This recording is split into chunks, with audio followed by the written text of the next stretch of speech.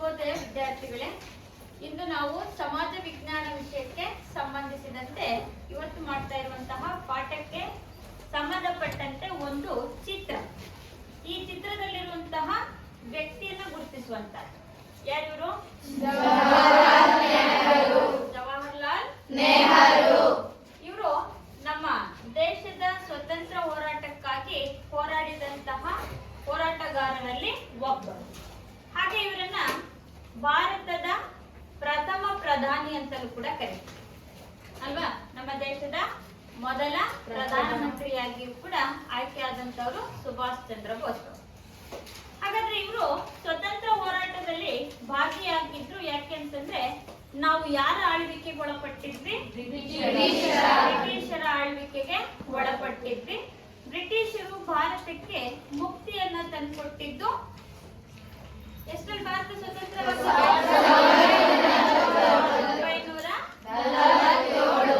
August 15 ಭಾರತಕ್ಕೆ ಸ್ವತಂತ್ರ ದೊರಕಿತು. ಅಲ್ಲಿವರೆಗೂ ಕೂಡ ನಾವು ಬ್ರಿಟಿಷರ ಆಳ್ವಿಕೆಗೆ ಒಳಪಟ್ಟಿದ್ವಿ.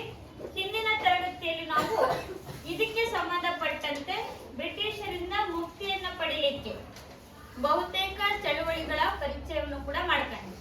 ಕ್ವಿಟ್ ಇಂಡಿಯಾ ಚಳುವಳಿ, ಅಸಹಕಾರ ಚಳುವಳಿ, ಕಾನೂನು ಭಂಗ ಚಳುವಳಿ, ಇಷ್ಟೆಲ್ಲ ಸಂಘರ್ಷವನ್ನ ಮಾಡಿ ಸುಮಾರು ವರ್ಷಗಳ ಹೋರಾಟದ ನಂತರ ಬ್ರಿಟಿಷರಿಂದ ಸ್ವತಂತ್ರವನ್ನ ಪಡ್ಕೊಂಡಿದ್ದು ಭಾರತ. ಆದ್ರೂ ಕೂಡ ಸ್ವತಂತ್ರವನ್ನ ಪಡೆದುಕೊಂಡ ನಂತರ ಬಹುತೇಕ ಸಮಸ್ಯೆಗಳನ್ನು ಕೂಡ ನಾವು ಎದುರಿಸಬೇಕಾಯಿತು. ಹಾಗಾದ್ರೆ ಇವತ್ತು ನಾವು ಮಾಡ್ತಾ ಇರುವಂತ ಪಾಠ ಭಾರತದ ಸ್ವತಂತ್ರೋತ್ತರ ಭಾರತ. ಈ ಒಂದು ಪಾಠವನ್ನು ಇವತ್ತು ಮಾಡುವಂತದ್ದು.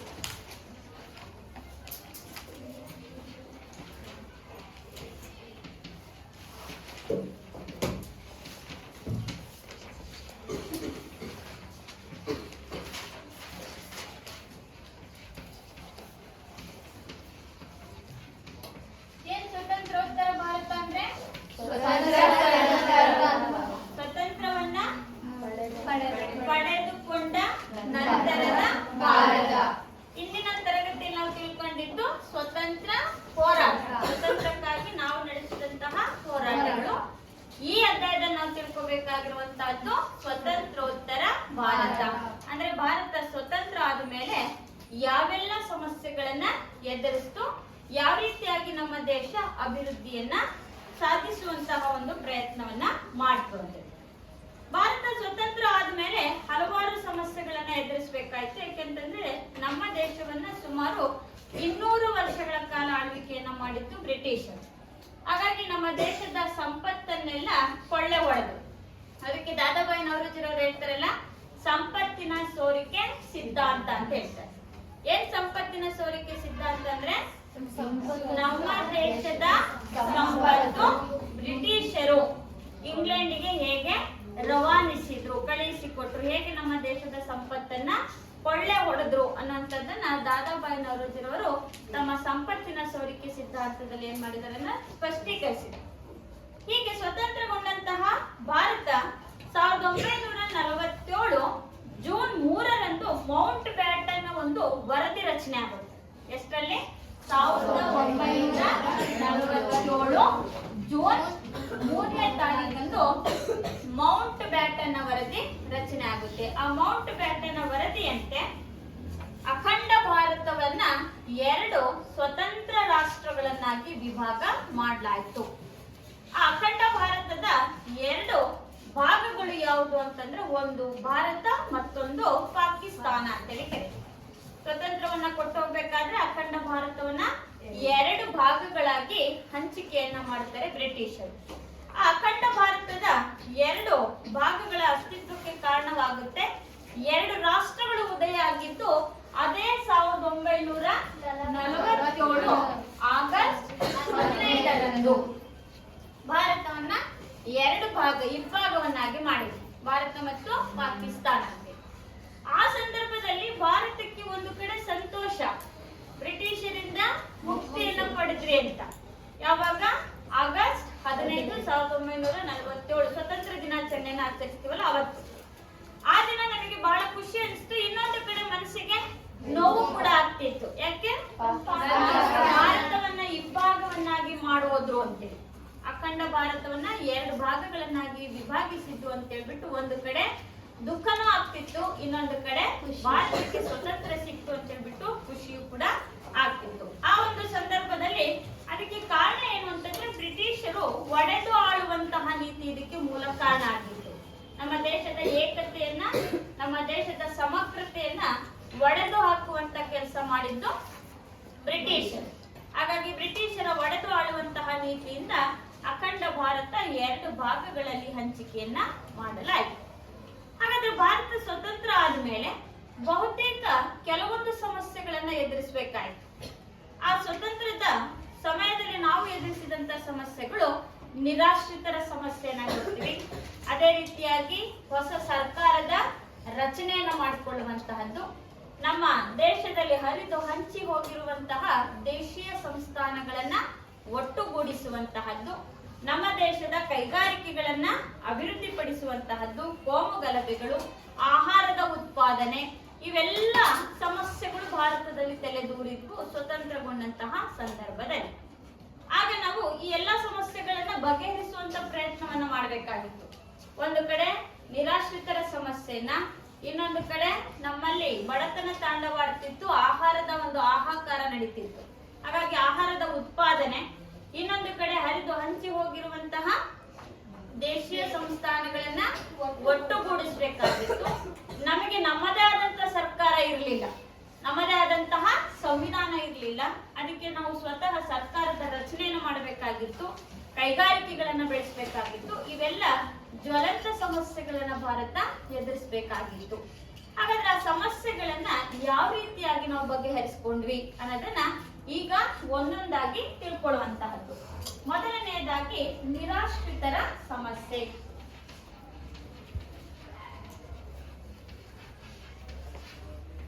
ಇದು ಭಾರತದ ಮೊದಲ ಸಮಸ್ಯೆ ಅಂತ ಕರೀತೀವಿ. ನಿರಾಶ್ರಿತರ ಸಮಸ್ಯೆ ಯಾಕಾಯ್ತು ಅಂತಂದ್ರೆ, ಭಾರತ 2 ಭಾಗಗಳಾಗಿ ವಿಭಾಗಿಸಿದಾಗ ಭಾರತದಿಂದ ಪಾಕಿಸ್ತಾನಕ್ಕೆ, ಪಾಕಿಸ್ತಾನದಿಂದ ಭಾರತಕ್ಕೆ ಜನ ಏನ್ ಮಾಡ್ಬೇಕಾಗಿತ್ತು, ವಲಸೆ ಬರಬೇಕಾಗಿತ್ತು. ಯಾಕೆಂತಂದ್ರೆ ಇಬ್ಬಾಗ ಆಗಿದ್ಮೇಲೆ ಭಾರತದಲ್ಲಿ ಹಿಂದೂಗಳಿಗೆ, ಪಾಕಿಸ್ತಾನದಲ್ಲಿ ಮುಸ್ಲಿಮರಿಗೆ ವಾಸಿಸುವಂತ ಅವಕಾಶ ಇದೆ ಅಂತ ಹೇಳ್ಬಿಟ್ಟು ಪಾಕಿಸ್ತಾನದಿಂದ ಹಿಂದೂಗಳನ್ನ ಭಾರತಕ್ಕೆ ಕಳಿಸ್ಕೊಡ್ಲಾಯಿತು, ಭಾರತದಿಂದ ಮುಸ್ಲಿಮರನ್ನ ಪಾಕಿಸ್ತಾನಕ್ಕೆ ಕಳುಹಿಸಿ ಕೊಡಲಾಗಿತ್ತು.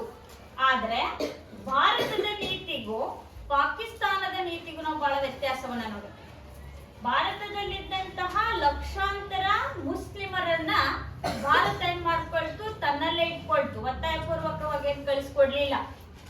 ಆದ್ರೆ ಪಾಕಿಸ್ತಾನದಲ್ಲಿದ್ದಂತಹ ಬಹುತೇಕ ಹಿಂದೂಗಳನ್ನ ಪಾಕಿಸ್ತಾನದವರು ಏನ್ ಮಾಡಿದ್ರು, ಭಾರತಕ್ಕೆ ಕಳುಹಿಸಿ ಕೊಟ್ಟು. ಇದರಿಂದ ನಮ್ಮ ದೇಶ ಮುಂಚೆನೆ ಏನಾಗಿತ್ತು, ಬಡ ರಾಷ್ಟ್ರವಾಗಿತ್ತು. ಯಾಕಂದ್ರೆ ಸಂಪತ್ತೆಲ್ಲ ಖಾಲಿ ಆಗ್ಬಿಟ್ಟಿತ್ತು.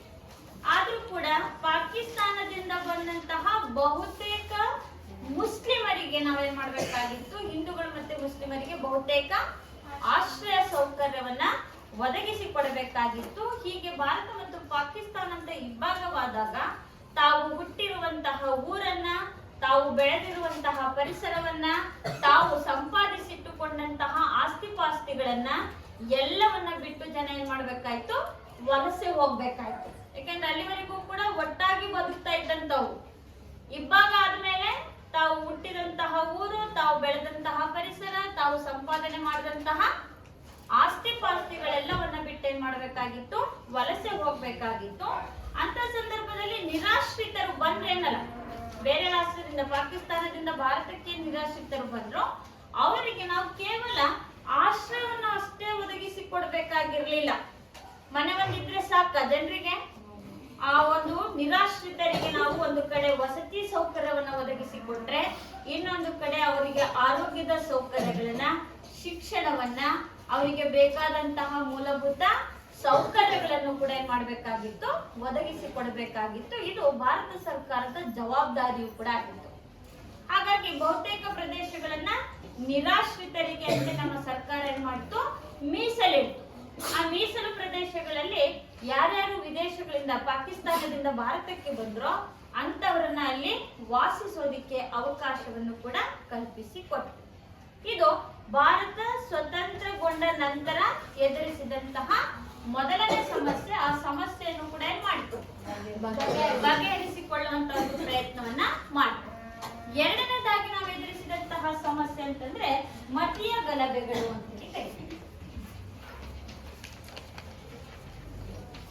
ಏನ್ ಮತೀಯ ಅಂದ್ರೆ,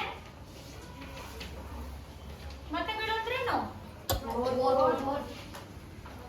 ಮತದಾನ ಕೇಳ್ತಿಲ್ಲ ನಾನು, ಮತೀಯ ಗಲಭೆ.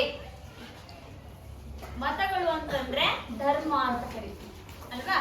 ಧರ್ಮಗಳ ನಡುವೆ ಏನಾಯ್ತು, ಸಂಘರ್ಷ ಉಂಟಾಯ್ತು. ಯಾವ ಎರಡು ಧರ್ಮಗಳು? ಮುಸ್ಲಿಮರು. ಯಾಕೆಂತಂದ್ರೆ ಬ್ರಿಟಿಷರು ಒಡೆದು ಆಳುವಂತಹ ನೀತಿಯಿಂದ ನಮ್ಮ ದೇಶದಲ್ಲಿದ್ದಂತಹ ಹಿಂದೂ ಮತ್ತು ಮುಸ್ಲಿಮರಲ್ಲಿ ಅವರ ಮನಸ್ಸಲ್ಲಿ ವಿಷ ಬೀಜವನ್ನ ಬಿತ್ತಿದಂತವರು ಬ್ರಿಟಿಷರು. ಹಾಗಾಗಿ ಭಾರತ ಮತ್ತು ಪಾಕಿಸ್ತಾನ ಅಂತ ಇಬ್ಬಾಗ ಆದಾಗ ಭಾರತ ಬಿಟ್ಟು ಪಾಕಿಸ್ತಾನಕ್ಕೆ, ಪಾಕಿಸ್ತಾನವನ್ನ ಬಿಟ್ಟು ಭಾರತಕ್ಕೆ ವಲಸೆ ಬಂದಂತ ಸಂದರ್ಭದಲ್ಲಿ ಅಲ್ಲಿ ಹಿಂದೂ ಮತ್ತು ಮುಸ್ಲಿಂ ಧರ್ಮಗಳ ನಡುವೆ ಏನಾಗ್ತಾ ಇತ್ತು, ಸಂಘರ್ಷ ಉಂಟಾಗಿತ್ತು. ಎಷ್ಟರ ಮಟ್ಟಿಗೆ ಆಕ್ರೋಶ ತಲೆದೂರಿತ್ತು ಅಂತಂದ್ರೆ ನಮ್ಮ ಭಾರತ ಸರ್ಕಾರಕ್ಕೆ ಆ ಕೋಮು ಗಲಭೆಯನ್ನ ನಿಯಂತ್ರಣ ಮಾಡುವಷ್ಟು ಕೂಡ ಶಕ್ತಿ ಆಗ್ತಿರ್ಲಿಲ್ಲಂತೆ. ಅಂದ್ರೆ ಆ ಒಂದು ಭಾಗದಲ್ಲಿ ಕೋಮು ಗಲಭೆಯನ್ನ ಒಂದ್ ಕಡೆ ನಿಲ್ಲಿಸಿದ್ರಂದ್ರೆ ಇನ್ನೊಂದ್ ಕಡೆ ಕೋಮು ಗಲಭೆ ಪ್ರಾರಂಭ ಆಗುತ್ತೆ. ಅಲ್ಲಿ ಆ ಒಂದು ಗಲಭೆಯನ್ನ ಶಾಂತಪಡಿಸಿದ್ವಿ ಅಂತಂದ್ರೆ ಮತ್ತೊಂದು ಕಡೆ ಗಲಭೆಗಳು ಶುರು ಆಗುತ್ತೆ. ಹೀಗೆ ಮತೀಯ ಗಲಭೆಗಳು ನಮ್ಮ ಭಾರತದ ಮೂಲೆ ಮೂಲೆಗಳಲ್ಲೂ ಕೂಡ ಏನಾಗ್ತಾ ಇತ್ತು, ಪಸರಿಸ್ತಾ ಇತ್ತು, ಅದು ಹರಡ್ತಾ ಇತ್ತು. ಅದನ್ನ ನಿಯಂತ್ರಿಸೋದು ನಮ್ಮ ಸರ್ಕಾರಕ್ಕೆ ಒಂದು ಸವಾಲೇ ಆಗಿತ್ತು. ಅಂತ ಸಂದರ್ಭದಲ್ಲಿ ಕೊನೆಯದಾಗಿ ನಮ್ಮ ರಾಷ್ಟ್ರಪಿತವಾಗಿರುವಂತಹ ಗಾಂಧೀಜಿಯವರು ಏನ್ ಮಾಡ್ತಾರೆ ಗೊತ್ತಾ, ಜನರಿಗೊಂದು ಕರೆಯನ್ನ ಕೊಡ್ತಾರೆ. ಹೇಳ್ತಾರೆ, ಹೇಳೋ ತನಕ ಮತೀಯ ಗಲಭೆ ಮಾಡಬಾರ್ದು, ಜಗಳ ಮಾಡಬಾರ್ದು, ಧರ್ಮಗಳ ನಡುವೆ ಯಾವುದೇ ಸಂಘರ್ಷ ಉಂಟಾಗಬಾರ್ದಂತೆ. ಕೊನೆಗಾಗ ಅವ್ರು ಏನ್ ಮಾಡಿದ್ರು, ಕಲ್ಕತ್ತಾದಲ್ಲಿ ಭಗವದ್ಗೀತೆಯನ್ನ ಓದ್ತಾ ಉಪವಾಸ ಸತ್ಯಾಗ್ರಹನ ಮಾಡ್ತಾರೆ. ಎಲ್ಲಿವರೆಗೆ ಮತೀಯ ಗಲಭೆಗಳು ನಿಲ್ಲೋದಿಲ್ಲ ಅಲ್ಲಿವರೆಗೆ ನಾನು ಉಪವಾಸ ಸತ್ಯಾಗ್ರಹವನ್ನ ಮಾಡ್ತೀನಿ ಅಂತ ಹೇಳ್ಬಿಟ್ಟು ಗಾಂಧೀಜಿಯವರು ಏನ್ ಮಾಡಿದ್ರು, ಕಲ್ಕತ್ತಾದಲ್ಲಿ ಭಗವದ್ಗೀತೆಯನ್ನ ಓದುವುದರ ಮೂಲಕ ಅಲ್ಲೇ ಕೂತಿದ್ದವರು ಉಪವಾಸ ಸತ್ಯಾಗ್ರಹವನ್ನ ಮಾಡ್ತಾರೆ. ಆಗ ಸ್ವಲ್ಪ ಮಟ್ಟಿಗೆ ಮತೀಯ ಗಲಭೆ ಏನಾಯ್ತು, ಶಾಂತವಾಯ್ತು. ಅಲ್ಲಿಂದ ಸ್ವಲ್ಪ ಈ ಹಿಂದೂ ಮತ್ತೆ ಮುಸ್ಲಿಮರ ನಡುವೆ ನಡೀತಾ ಇದ್ದಂತಹ ಸಂಘರ್ಷಗಳು ಕಡಿಮೆ ಆಯಿತು. ಇದು ನಾವು ಎದುರಿಸಿದಂತಹ ಎರಡನೇ ಸವಾಲು ಮತ್ತೆ ಎರಡನೇ ಸಮಸ್ಯೆ. ಅದನ್ನು ಕೂಡ ಮಹಾತ್ಮ ಗಾಂಧೀಜಿಯವರ ಒಂದು ನೇತೃತ್ವದಲ್ಲಿ ಏನ್ ಮಾಡ್ಕೊಂಡ್ರೆ ಅದನ್ನ ಸರಿದೂಗಿಸುವಂತ ಒಂದು ಪ್ರಯತ್ನವನ್ನ ಮಾಡ್ಕೊಂಡು, ಇನ್ನು ಮೂರನೇದಾಗಿ ಬರುವಂತಹದ್ದು ಏನಪ್ಪಾ ಅಂದ್ರೆ ಹೊಸ ಸರ್ಕಾರದ ರಚನೆ.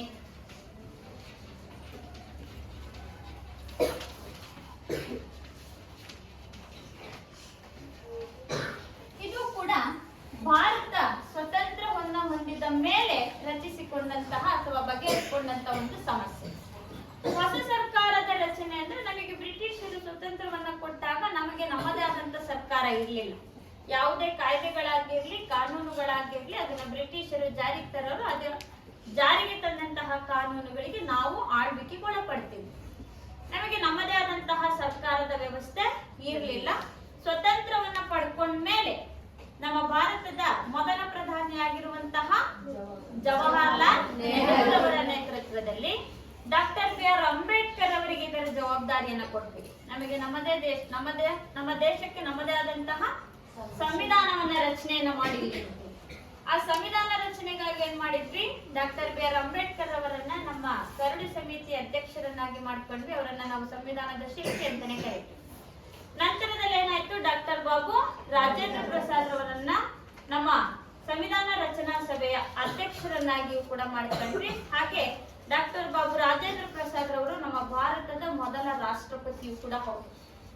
ಇವರ ಒಂದು ನೇತೃತ್ವದಲ್ಲಿ ವಿವಿಧ ದೇಶಗಳ ಸಂವಿಧಾನಗಳನ್ನ ಅಧ್ಯಯನವನ್ನ ಮಾಡಿ ಸುಮಾರು ವರ್ಷಗಳು, ಅಂದ್ರೆ ಸುಮಾರು 2 ವರ್ಷ 11 ತಿಂಗಳು 18 ದಿವಸ ಸಮಯವನ್ನ ತೆಗೆದುಕೊಂಡು ಎಲ್ಲಾ ಸಂವಿಧಾನಗಳನ್ನ ಅಧ್ಯಯನವನ್ನ ಮಾಡಿ ಬೇರೆ ರಾಷ್ಟ್ರಗಳಲ್ಲಿರುವಂತಹ ಉತ್ತಮ ಅಂಶಗಳನ್ನ ಕಲೆ ಹಾಕಿ ನಾವು ಈಗ ಬೃಹತ್ ಸಂವಿಧಾನ ರಚನೆ ಮಾಡ್ಕೊಂಡ್ವಿ. ಬೃಹತ್ ಅಂದ್ರೆ ದೊಡ್ಡ ಪ್ರಮಾಣದ ಸಂವಿಧಾನವನ್ನ ರಚನೆ ಮಾಡ್ಕೊಂಡ್ವಿ. ಆ ಸಂವಿಧಾನವನ್ನ 1950 ಜನವರಿ ಎಷ್ಟು, ಜನವರಿ 26 ಆ ಒಂದು ದಿನವನ್ನ ನಾವೇನ್ ಮಾಡಿದ್ವಿ, ನಮ್ಮ ಸಂವಿಧಾನವನ್ನ ಜಾರಿಗೆ ತಂದ್ರು. ಆ ದಿನವನ್ನ ನಾವೇನಂತ ಕರಿತೀವಿ? ಗಣರಾಜ್ಯೋತ್ಸವ ಅಂತ ಕರಿತೀವಿ. ಆ ಗಣರಾಜ್ಯೋತ್ಸವದ ಆಚರಣೆಯ ಮೂಲ ಉದ್ದೇಶ ನಾವು ಸಂವಿಧಾನ ರಚನೆ ಮಾಡಿಕೊಂಡು ಆ ಒಂದು ಸಂವಿಧಾನವನ್ನ ನಮಗೆ ನಾವೇ ಅರ್ಪಿಸಿಕೊಂಡಿರೋದನ್ನು ಕೂಡ ನೋಡ್ತೀವಿ.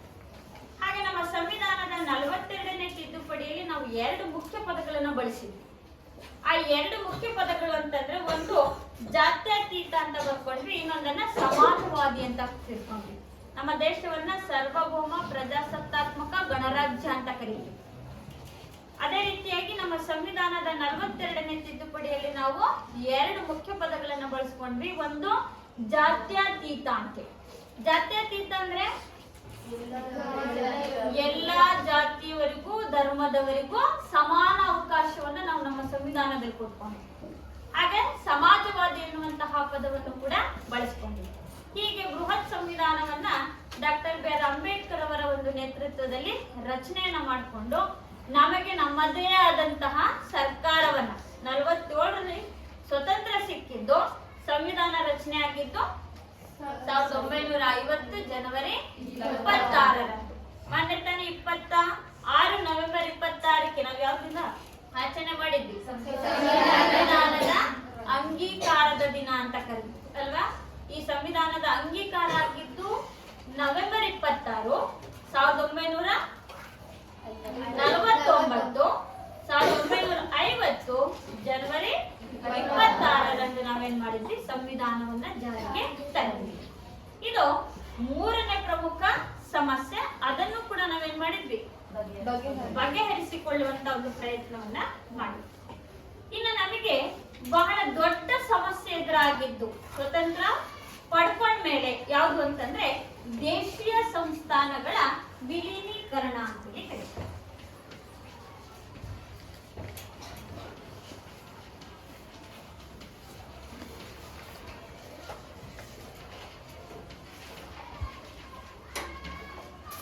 ದೇಶೀಯ ಸಂಸ್ಥಾನಗಳ ವಿಲೀನೀಕರಣ ಅಂದ್ರೆ ಭಾರತಕ್ಕೆ ಸ್ವತಂತ್ರವನ್ನ ಕೊಟ್ಟು ಹೋದಂತ ಸಂದರ್ಭದಲ್ಲಿ ಭಾರತದಲ್ಲಿದ್ದಂತಹ ದೇಶೀಯ ಸಂಸ್ಥಾನಗಳ ಸಂಖ್ಯೆ 562.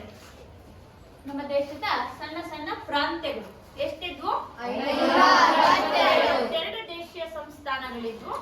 ಈ 562 ದೇಶೀಯ ಸಂಸ್ಥಾನಗಳಲ್ಲಿ ನಮ್ಮ ಒಂದು ವಿಲೀನೀಕರಣ ಕಾಯ್ದೆ ಅಂತ ಮಾಡ್ಕೊಂಡ್ವಿ.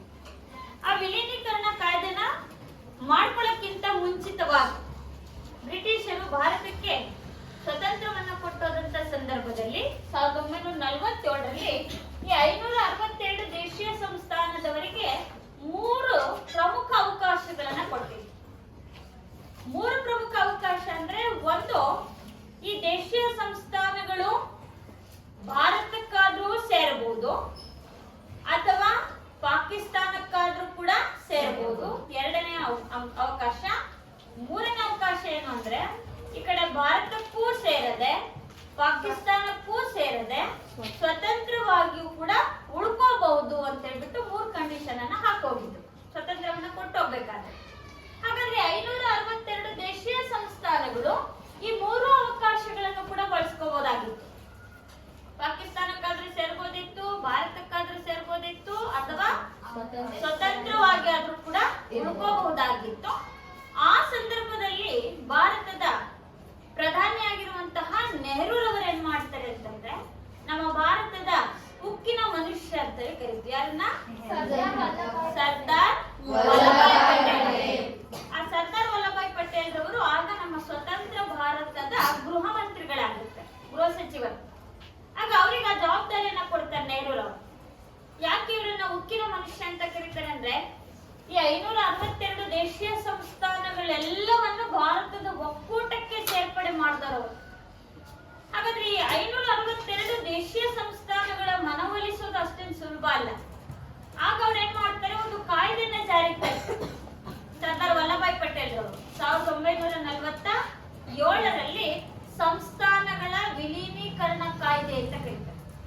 ಆ ಸಂಸ್ಥಾನಗಳ ವಿಲೀನೀಕರಣ ಕಾಯ್ದೆಯಲ್ಲಿ ಕೆಲವೊಂದು ಷರತ್ತುಗಳನ್ನ ಹಾಕ್ತಾರೆ. ಯಾರು? ಸರ್ದಾರ್ ವಲ್ಲಭಾಯ್ ಪಟೇಲ್. ಯಾರು ಭಾರತದ ಒಕ್ಕೂಟಕ್ಕೆ ಸೇರ್ಪಡೆ ಆಗ್ತಾರೋ ಆ ದೇಶೀಯ ಸಂಸ್ಥಾನದ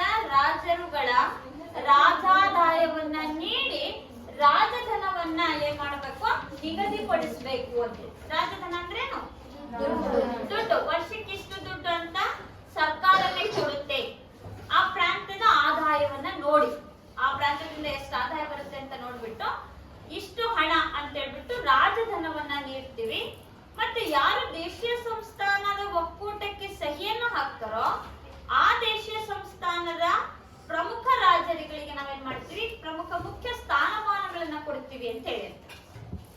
ಆ ಆಸೆಗೆ ಬಹುತೇಕ ನಮ್ಮ ದೇಶದಲ್ಲಿರುವಂತಹ 559 ದೇಶೀಯ ಸಂಸ್ಥಾನಗಳು ಏನ್ ಮಾಡಿದ್ವು, ಭಾರತದ ವಿಲೀನೀಕರಣ ಪ್ರಾಧಿಕಾರ ಒಪ್ಪಂದಕ್ಕೆ ಸಹಿಯನ್ನು ಹಾಕಿದ್ವು.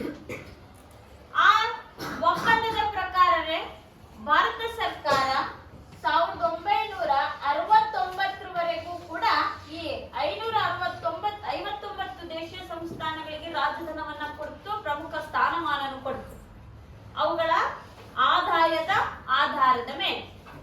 ಆದ್ರೆ 562 ದೇಶೀಯ ಸಂಸ್ಥಾನಗಳಲ್ಲಿ 3 ಮಾತ್ರ ದೇಶೀಯ ಸಂಸ್ಥಾನಗಳು ಏನ್ ಮಾಡ್ಲಿಲ್ಲ, ಭಾರತದ ಒಕ್ಕೂಟಕ್ಕೆ ಸಹಿಯನ್ನ ಹಾಕಲಿಲ್ಲ. ಆ 3 ಪ್ರಮುಖ ದೇಶೀಯ ಸಂಸ್ಥಾನಗಳೇ ಜುನಾಗಢ, ಹೈದರಾಬಾದ್, ಮೂರನೇದು ಜಮ್ಮು ಮತ್ತು ಕಾಶ್ಮೀರ.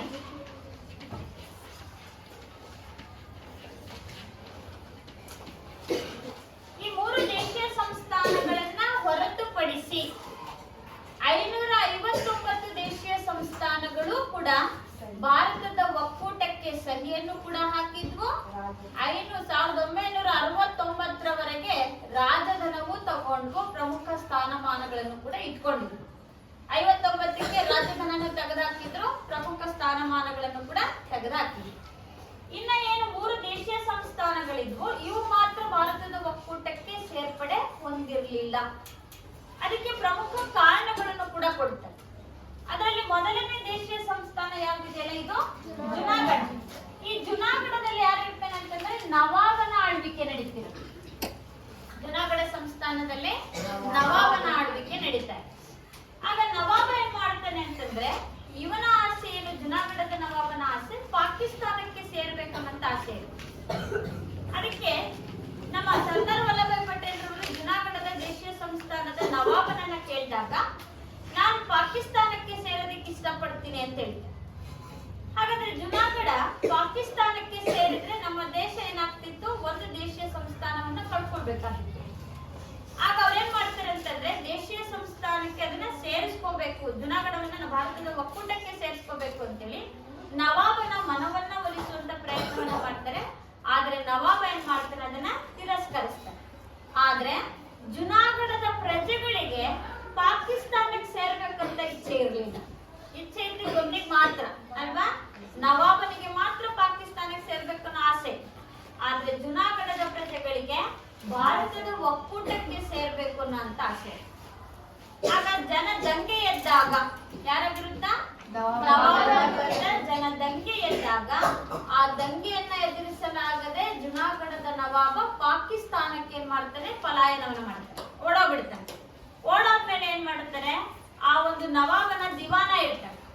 ಆ ದಿವಾನ ಏನ್ ಮಾಡ್ತಾನೆ, ಒಂದು ಮನವಿಯನ್ನ ಬರೀತಾನೆ. ಯಾರಿಗೆ, ಭಾರತ ಸರ್ಕಾರಕ್ಕೆ ಮನವಿಯನ್ನ ಬರೆದ್ಬಿಟ್ಟು, ನಮ್ಮ ಪ್ರಾಂತ್ಯದ ಅಥವಾ ನಮ್ಮ ದೇಶೀಯ ಸಂಸ್ಥಾನದ ಪ್ರಜೆಗಳು ಭಾರತದ ಒಕ್ಕೂಟಕ್ಕೆ ಸೇರ್ತಾರಂತೆ ಅಂತ ನವಾಬನ ದಿವಾನ ಏನ್ ಮಾಡ್ತಾನೆ, ಒಂದು ಮನವಿ ಮಾಡ್ಕೊಳ್ತಾರೆ.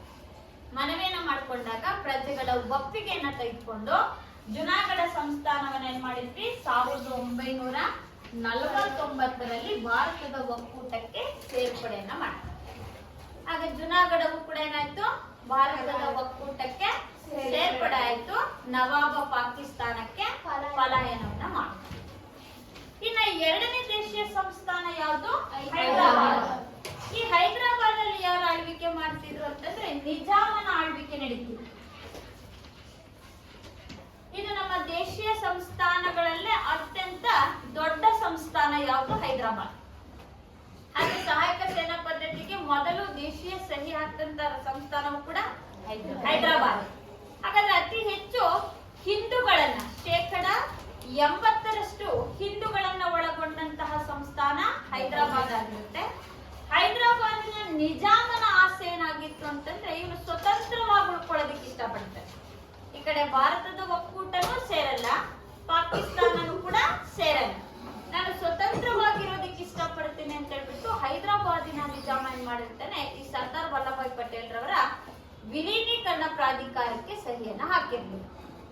ಇನ್ನೊಂದೇನು ಅಂತಂದ್ರೆ, ಈ ನವಾಬನ ಅಧೀನದಲ್ಲಿ ಈ ತೆಲಂಗಾಣದ ರೈತರು ಕೂಡ ಇರ್ತಾರೆ. ಅವರಿಗೆ ರೈತರ ಶಸ್ತ್ರಾಸ್ತ್ರ ಹೋರಾಟಗಳು ಮತ್ತೆ ಜಮೀನ್ದಾರರ ನಡುವೆ ಕಲಹಗಳು ನಡೀತಾ ಇರುತ್ತೆ, ಶಸ್ತ್ರಾಸ್ತ್ರಗಳ ಬಗ್ಗೆ ಮತ್ತೆ ಕಂದಾಯದ ಬಗ್ಗೆ. ಇನ್ನೊಂದು ಕಡೆ ಹೈದರಾಬಾದಿನ ನಿಜಾಮನ ಒಂದು ಕ್ರೂರ ಪಡೆ ಇರುತ್ತೆ, ಒಂದು ಸೇನೆ ಇರುತ್ತೆ, ರಜಾಕಾರರ ಪಡೆ ಅಂತೇಳಿ. ಆ ರಜಾಕಾರರ ಪಡೆ ನಿಜಾಮನ ಪ್ರಜೆಗಳಿಗೆ ಏನ್ ಮಾಡ್ತಾ ಇದ್ರು, ಕಿರುಕುಳವನ್ನ ಕೊಡ್ತಿದ್ರು. ರೈತರಿಗೆ ಹೆಚ್ಚು ತೆರಿಗೆಯನ್ನ ವಸೂಲಿ ಮಾಡೋದು, ಪ್ರಜೆಗಳ ಮೇಲೆ ಕಿರುಕುಳವನ್ನ ಶೋಷಣೆಯನ್ನ ಮಾಡುವಂತ ಕೆಲಸ ನಿಜಾಮನ ಕ್ರೂರ ಪಡೆಯಾಗಿರುವಂತಹ ರಜಾಕಾರರ ಪಡೆ ಮಾಡ್ತಾರೆ. ಇದು ಒಂದು ಕಡೆ ಪ್ರಜೆಗಳಿಗೆ ದ್ವೇಷಕ್ಕೆ ಕಾರಣವಾಗುತ್ತೆ. ಇನ್ನೊಂದು ಕಡೆ ಹೈದರಾಬಾದಿನ ನಿಜಾಮ ಸ್ವತಂತ್ರವಾಗಿರೋದಕ್ಕೆ ಇಷ್ಟಪಡ್ತಿರ್ತಾನೆ. ಅದು ಭಾರತದ ಒಕ್ಕೂಟಕ್ಕೆ ವಿಲೀನೀಕರಣವನ್ನ ಮಾಡ್ತಾ ಇರುವಂತಹ ಸರ್ದಾರ್ ವಲ್ಲಭಾಯ್ ಪಟೇಲ್ ರವರಿಗೆ ಏನಾದ್ರೂ ಮಾಡಿ ಏನ್ ಮಾಡ್ಬೇಕು, ಅದನ್ನ ಭಾರತದ ಒಕ್ಕೂಟಕ್ಕೆ ಸೇರ್ಪಡೆಯನ್ನ ಮಾಡಬೇಕು ಅಂತೇಳಿ.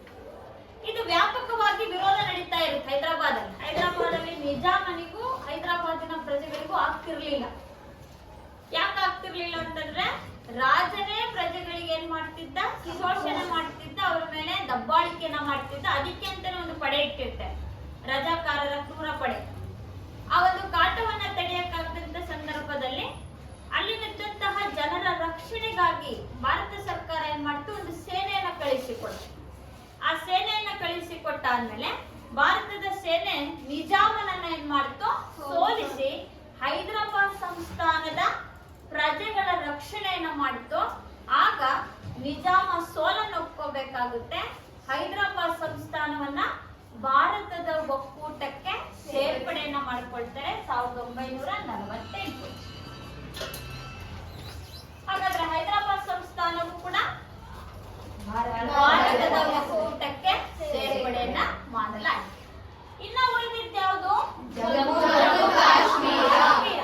ಇದು ನಮ್ಮ ಭಾರತದ ಶಿರೋಭಾಗ ಅಂತ ಅಲ್ವಾ. ಇದು ನಮ್ಮ ದೇಶದ ಕಳಸ ಅಂತಲೂ ಕೂಡ ಕರೀತೀವಿ. ಯಾವ್ದನ್ನ, ಜಮ್ಮು ಕಾಶ್ಮೀರ. ಹಾಗಾದ್ರೆ ಜಮ್ಮು ಮತ್ತು ಕಾಶ್ಮೀರವನ್ನ ಆಳ್ವಿಕೆ ಮಾಡ್ತಾ ಇದ್ದಂತವನು ಹರಿ ಸಿಂಗ್, ರಾಜ ಹರಿ ಸಿಂಗ್ ಅನ್ನುವಂತವನು ಆಳ್ವಿಕೆ ಮಾಡ್ತಿರ್ತಾನೆ. ಆದ್ರೆ ಈ ಹರಿ ಸಿಂಗ್ನ ಉದ್ದೇಶ ಏನು ಅಂತಂದ್ರೆ, ಇವನು ಕೂಡ ಹೈದರಾಬಾದಿನ ನಿಜಾಮನ ಹಾಗೆ ಸ್ವತಂತ್ರವಾಗಿರೋದಿಕ್ಕೆ ಇಷ್ಟಪಡ್ತಾನೆ. ಆ ಸ್ವತಂತ್ರವಾಗಿರೋದಕ್ಕೆ ಇಷ್ಟಪಟ್ಟಾಗ ಒಂದು ಕಡೆ ಪಾಕಿಸ್ತಾನಕ್ಕೆ ಒಂದ್ ರೀತಿಯಲ್ಲಿ ಗೊಂದಲ.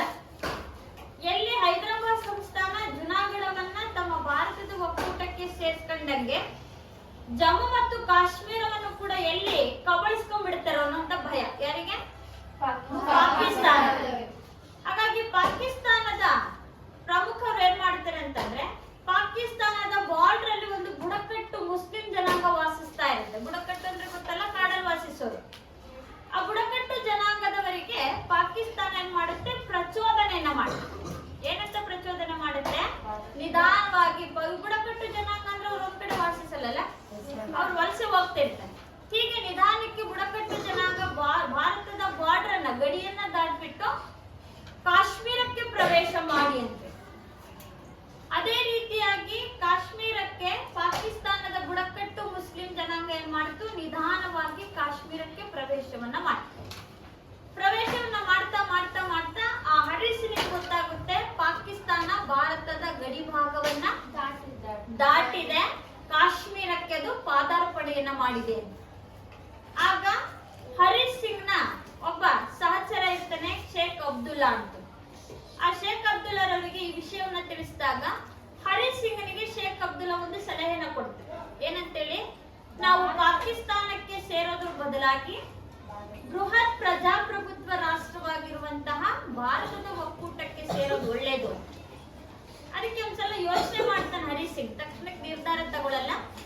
ಯಾವಾಗ ಪಾಕಿಸ್ತಾನದ ಬುಡಕಟ್ಟು ಜನಾಂಗ ಜಮ್ಮು ಮತ್ತು ಕಾಶ್ಮೀರಕ್ಕೆ ಪ್ರವೇಶವನ್ನ ಮಾಡ್ತಾ ಅಂತ ಗೊತ್ತಾದಾಗ ಹರಿ ಸಿಂಗ್ ಏನ್ ಮಾಡ್ತಾನೆ ಅಂತಂದ್ರೆ, ಆ ಒಂದು ಜವಾಹರ್ಲಾಲ್ ನೆಹರು ಅವರಿಗೆ ಒಂದು ಪತ್ರ ಬರೀತಾರೆ. ಏನಂತ ಹೇಳ್ಬಿಟ್ಟು, ಪಾಕಿಸ್ತಾನದವರು ಕಾಶ್ಮೀರಕ್ಕೆ ಪ್ರವೇಶ ಮಾಡಿದರೆ ನಮಗೆ ನಿನ್ನ ಸಹಾಯ ಬೇಕು ಅಂತ. ಆಗ ನೆಹರು ಅವರು ಹೇಳ್ತಾರೆ, ಭಾರತದ ಒಕ್ಕೂಟಕ್ಕೆ ಸೇರ್ತೀನಿ ಅನ್ನೋದಾದ್ರೆ ನಾವು ತಕ್ಷಣ ಸೇನೆಯನ್ನ ಕಳುಹಿಸಿ ಕೊಡ್ತೀವಿ ಅಂತ. ಆಯ್ತು ಅಂತ ಹೇಳ್ಬಿಟ್ಟು ಕೆಲವೊಂದು ಷರತ್ತುಗಳಿಗೆ ಒಳಗಾಗಿ ಪಾಕಿಸ್ತಾನದ ಸೇನೆಯನ್ನ ಹೊರ ಹಾಕೋದಿಕ್ಕಾಗಿ ನಮ್ಮ ನೆಹರೂರವರೇನ್ ಮಾಡ್ತಾರೆ, ಒಂದು ಸೇನೆಯನ್ನ ಕಳಿಸ್ಕೊಡ್ತಾರೆ. ಸೇನೆಯನ್ನ ಕಳಿಸ್ಬಿಟ್ಟು ಭಾರತದ ಸೇನಾ ಸಹಾಯವನ್ನ ಪಡ್ಕೊಂಡು ಜಮ್ಮು ಮತ್ತು ಕಾಶ್ಮೀರವನ್ನ ಹರಿಸಿಂಗ್ ಏನ್ ಮಾಡ್ತಾನೆ, ಸಂರಕ್ಷಣೆ ಮಾಡಿಕೊಂಡು ಪಾಕಿಸ್ತಾನದ ಬುಡಕಟ್ಟು ಜನಾಂಗದವರನ್ನ ಹೊರ ಹಾಕುವುದರಲ್ಲಿ, ಹಿಮ್ಮೆಟ್ಟಿಸುವುದರಲ್ಲಿ ಯಶಸ್ಸನ್ನ ಪಡ್ಕೊಳ್ತಾರೆ. ಆದ್ರೂ ಕೂಡ ಕೆಲವೊಂದು ಭಾಗಗಳು ಪಾಕಿಸ್ತಾನ ಬಿಟ್ಕೊಳ್ಳಿಲ್ಲ, ಅದನ್ನೇನ್ ಮಾಡ್ಕೊಳ್ತು, ತಾನೇ ಇಟ್ಕೊಳ್ತು. ಅದನ್ನ ಪಾಕ್ ಆಕ್ರಮಿತ ಕಾಶ್ಮೀರ ಅಂತಾನೆ ಕರೀತು. ಅಂದ್ರೆ ಪಾಕಿಸ್ತಾನದವರು ಆಕ್ರಮಿಸಿಕೊಂಡ ಕಾಶ್ಮೀರದ ಭಾಗ ಅಂತ. ಆ ಭಾಗವನ್ನ ಈಗಲೂ ಕೂಡ ಅವರು ಇಟ್ಕೊಂಡಿದ್ದಾರೆ. ಅಳಿದುಳಿದಂತಹ ಕೆಲವೊಂದು ಕಾಶ್ಮೀರದ ಬಹುತೇಕ ಭಾಗಗಳು ಯಾವ ಒಕ್ಕೂಟಕ್ಕೆ, ಭಾರತದ ಒಕ್ಕೂಟಕ್ಕೆ, ಭಾರತದ ಸೇನಾ ಸಹಾಯವನ್ನ ಪಡ್ಕೊಂಡು ಜಮ್ಮು ಮತ್ತು ಕಾಶ್ಮೀರವನ್ನು ಕೂಡ 1949ರಲ್ಲಿ ಭಾರತದ ಒಕ್ಕೂಟಕ್ಕೆ ಸೇರ್ಪಡೆಯನ್ನ ಮಾಡಲಾಯಿತು. ಹೀಗೆ ವಿವಿಧ ದೇಶೀಯ ಸಂಸ್ಥಾನಗಳ ಮನವೊಲಿಸಿಕೊಂಡು 562 ದೇಶೀಯ ಸಂಸ್ಥಾನಗಳನ್ನ ಭಾರತದ ಒಕ್ಕೂಟಕ್ಕೆ ಸೇರ್ಪಡೆಯನ್ನ ಮಾಡುತ್ತದೆ. ಇದಿಷ್ಟು ನಮ್ಮ ಸ್ವತಂತ್ರೋತ್ತರ ಭಾರತದಲ್ಲಿ ನಿರಾಶ್ರಿತರ ಸಮಸ್ಯೆ, ಕೋಮುಗಲಭೆ, ಸರ್ಕಾರದ ರಚನೆ ಮತ್ತು ದೇಶೀಯ ಸಂಸ್ಥಾನಗಳ ವಿಲೀನೀಕರಣದ ಬಗ್ಗೆ ತಿಳ್ಕೊಂಡ್ವಿ. ಮುಂದಿನ ತರಗತಿಯಲ್ಲಿ ಉಳಿದಂತಹ ಭಾಗವನ್ನ ಮುಂದುವರಿಸೋಣ.